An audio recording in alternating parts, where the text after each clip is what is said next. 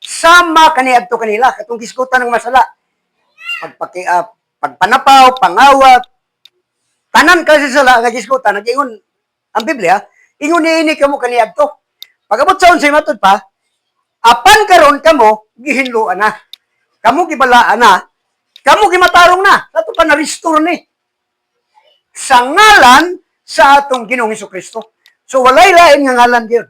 Gawa sa ngalan sa atong Ginoong Hesukristo. Pag ingon niya, kamo na matarong na balaan na wala mapilanan, physical, literal na bisti nga nakapabalaan o tingong ka niya, ilhon siya nga balaan. Tibuok pagkatao. Lagi, what I mean, walay labot anak bisti. Apil. Pero dili bisti nga paraan eh. Katong himaya. Mo man to ang bisti. Nga himaya nga nawala kang adan, unang nanabon sila kay maulaw. Pero sa naapang himaya, wala lang. Oh, dili na nga sinina, kung dili, ang bisti nga pasabot, ang pagkamatarong, ang pagkabalaan. Mo itong bisti. Not literally or physical nga bisti para sa ni. Pero ang atong pagkatao, tibuok, lawas o espiritu. Kay, so wa pa sila makasala, wa pa sila sinina. Wala na. Isuot nila ang himaya. O, katong himaya. Wa ko kailag kung sa sala. Wala. Inosente sila. Pag-abot nga nakasala sila, nakita man, proven guilty. So, ang ilang pagka-inosente nawala. Kay, kung man ka, innocent until proven guilty. So, mintas di ka kapamatudan ka sa dan, inosente ka. Pareha kang kipuloy. Inosente siya. Until now. Until now. Busa, may right siyang magkandidato. Kay inosente man.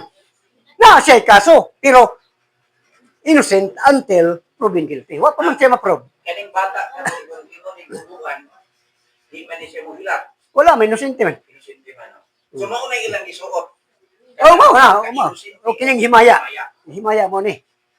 Mao na ang daghang butang pre nga ang uban wala kaayo nila ni matugkad ba. Pero kung giyahan ka sa Ginoo, tudluan ka gyud aron maglakaw ka ba nga dili lubog, imong makita ang kamatuoran.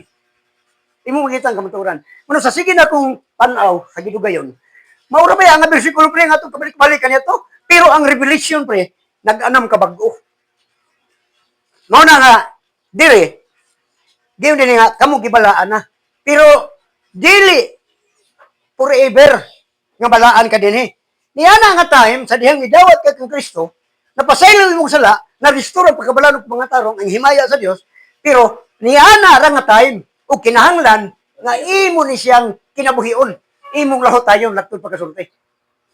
Na di man malikayan kay ang tao lagi tungod kay naamantay weakness, makasala. Matud pa ni Pablo, ayaw ninyo pahapuni. Ayaw ninyo pahapuni. Kunya, sa laing bahin sa kasulatan sa Tesalonica, o sa Corinto, matud pa ni Pablo, hugo kami tanawon sa lawas, apan matagadlaw ginabag-o ang kinasuluran. Ginabag-o ang kinasuluran. Buti pa sa ang word bag-o, kini man eh. Kini oh. Buti pa sa night time ni siyang nag-anam kahanaw, kaya di man lagi nato siguro. Apan, nag-ingon si Pablo, ginabag-o adlaw-adlaw. May panahon nga ang bag-o madaan. Na panahon. Musa bag-uhon. Bag-o kada adlaw man. O kada adlaw bag-uhon. So, dili automatic nga sa pagdawat nimo kang Kristo, na imo ka mang bag-ong binuhat. Forever na to. Dili. Kay may time gyud nga mahugawan man. Dili pareha sa baptist nga once you are saved, always saved. Kinahanglan mo sunod kita sa order. O pag musunod ka sa order, ang imong kinabuhi in order. Pero di ka musunod sa order, ang imong kinabuhi disorder. Matod pa ni Pablo, kinahanglan mahibalo ka mo gamit sa inyong kagawasan sa pagpadapat sa grasya. Kaya kung dili mahitabo pre, disgrasya man. So, gibala na. Anang adlaw sa dihang ikaw mituog midawat kang Kristo. Walay laing kasabutan alang sa kapasayloan sala gawas sa ngalan ni Hesukristo.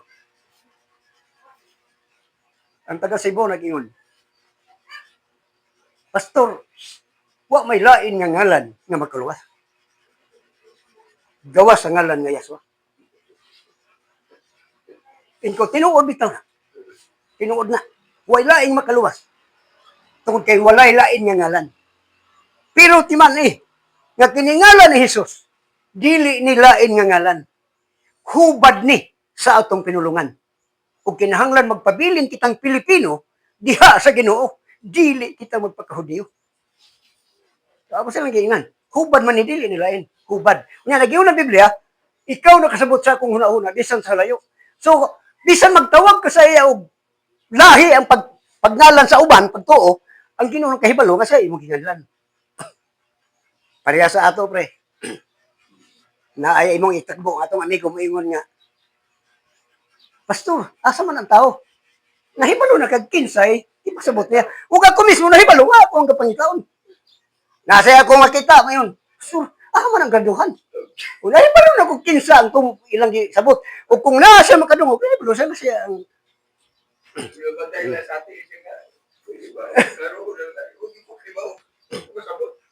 Pero sa nakahibalo, naibaw na siya o kinsay bot niya ipasabot.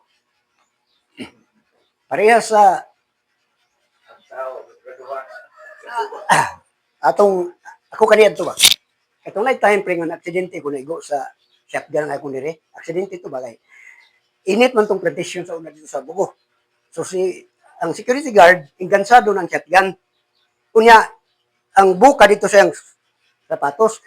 Ang iyang kamot na sa gatilyo. Ang ingansado na. Boya mo pagagi. Paglini niya kay naalsaman. Bug akbe ng shotgun. Di nakablit ng trigger, rubuto. Dito no igo sa bato ang bala. To asik. Ang isa ka tingga diri sa ako. Dayon sa dito na ako sa ospital. Diri siya nagsukutsyon na Sibuy na nga. Ngalan ako ba? Si Ricky, wa, gyud makailag, kinsa Sibuy. Ay, hanag isang tinga. Hanir ba? Naya pa din si Ricky na ka. Kung nga ako din ang gisbutan. Nasa kwa dato, kung magtawag sila, boy, nahipalo na siya nga ako yung tawagon. Kung doon mo tawag, nahipalo ko nga ako gitawag. Ingon niya ng Diyos. Ibaw ang mga nato, ang Diyos pa.